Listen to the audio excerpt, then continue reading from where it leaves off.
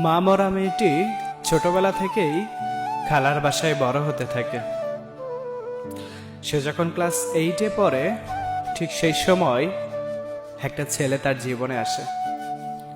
একটা ছেলে তাকে প্রচন্ড পরিমাণ ভালোবাসে এবং সেটা প্রকাশ করে। মেয়েটির নরম হৃদয়ে তখনও ভালোবাসার সৃষ্টি হয়নি, কিন্তু এক পর্যায়ে গিয়ে মেয়েটি বুঝতে পারলো ছেলেটি হয়তো সত্যিই তাকে অনেক ভালোবেসে ফেলেছে। তাই আস্তে আস্তে মেয়েটির মনেও ছেলেটির জন্য ভালোবাসা জন্মাইতে শুরু করলো।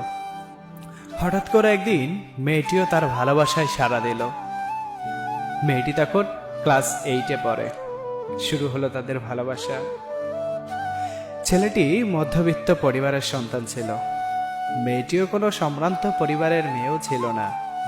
ছোটবেলায় বাবা মা মারা গেছে, বড় হয়েছে খালার বাসায়। এভাবেই চলতে থাকে তাদের ভালোবাসা। মেয়েটি যখন ক্লাস 10-এ পড়ে, তখন তার খালু তাকে বিয়ের জন্য বলে। তখন মেয়েটি সরাসরি না করে দেয়, বলে, বাবা, আমি পড়াশোনা করে নিজের পায়ে দাঁড়াতে চাই। আসলে মেয়েটির নিজের পায়ে দাঁড়ানোর থেকেও বেশি ইচ্ছা ছিল ছেলেটিকে পাওয়া, কারণ ছেলেটি এখনো বেকার। ছেলেটি বেকার থাকায় হয়তো পরিবার তাকে মেনে নেবে না, এজন্য মেয়েটি অপেক্ষায় থাকবে। এমনকি মেয়েটি কিছু টিউশনি করত। যদিও তার খালু তাকে নিষেধ করেছিল, তারপরও সে টিউশনও এজন্যই করত, তার টিউশনের সকল টাকা ছেলেটিকে দিত তার পকেট খরচের জন্য। কতই না ছিল নির্মম ভালোবাসা। এভাবে চলতে থাকে অনেক দিন, প্রায় 6 বছর চলতে থাকে তাদের সম্পর্ক। হঠাৎ ছেলেটির সাথে আর কোনো যোগাযোগ হয়নি। ছেলেটি ইচ্ছাকৃতভাবে সকল যোগাযোগ বন্ধ করে দেয়। তারপর মেয়েটি নিস্তব্ধ হয়ে অনেক কান্না করতে থাকে। হঠাৎ সে শুনতে পায় ছেলেটির চাকরি হয়েছে। এটাও শুনতে পাই 2 মাস পর। তারপর মেয়েটি নিস্তব্ধ হয়ে পড়ে থাকে। হঠাৎ একদিন তার পরিবারের কাছে মেয়েটি সবকিছুই খুলে বলে।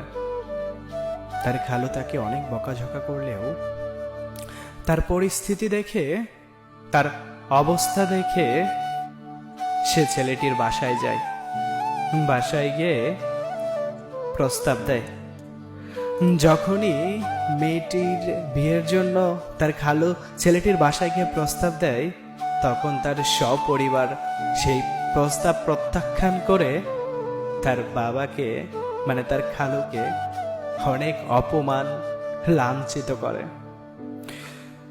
এমনটাও শোনা গেছে হাত পায়ে ধরেও বলেছিল, প্লিজ আমার মেয়েটাকে এভাবে মেরে ফেলো না, সে বাঁচতে পারবে না। তারপরও তাকে প্রত্যাখ্যান করে। কষ্ট ভরা হৃদয় নিয়ে বাবা ফিরে আসে বাসায়। কিছু বলার থাকে না।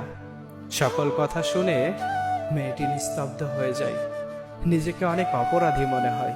আমার জন্য আমার বাবার মতো মানুষটার এত কথা শোনা লাগলো। মেয়েটিও ডিপ্রেশনে চলে যায়। হঠাৎ করে প্রতিনিয়তই হয়তো ঘুমের ওষুধ খেয়ে ঘুমাইতে হয়। একদিন হয়তো একটু বেশিই খেয়ে ফেলেছে। তার খালুরও একটা মেয়ে ছিল। 2 বোন একই সাথে ঘুমিয়ে থাকত। মেয়েটির মুখে শোনা, মেয়েটি বলতেছিল, ভাইয়া, আমি আমার আপুর মরা দেহ সারা রাত জড়িয়ে ধরে ঘুমিয়েছিলাম, আমি বুঝতে পারিনি। মেয়েটা ঘুমের ওষুধ এত পরিমাণে খেয়েছিল, ঘুমের ঘরে এসে পরকালে চলে যায়।